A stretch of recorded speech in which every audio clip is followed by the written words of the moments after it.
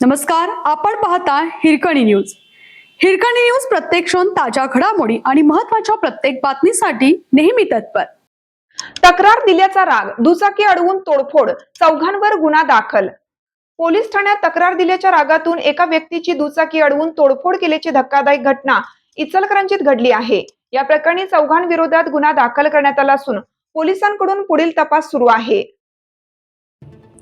इचलकरंजी परिसरात मंगळवार रात्री ही घटना घडली.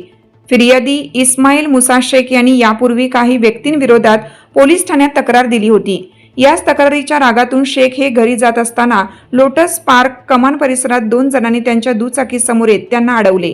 यावेळी आरोपींनी आवाजची शिवीगाळ करत तक्रार मागे घेण्याची धमकी दिली. घाबरलेल्या शेख यांनी तेथून पळ काढला. मात्र आरोपींनी शेख यांच्या दुचाकीची लाकडी काठ्यांनी तोडफोड करत मोठी नुकसान केले. या प्रकरणी विठ्ठल कोंडीबा सावंत, अविनाश सुहास पाटील यांच्यासह 2 अनोळखी व्यक्तींविरोधात शहापूर पोलीस ठाण्यात गुन्हा दाखल करण्यात आला आहे.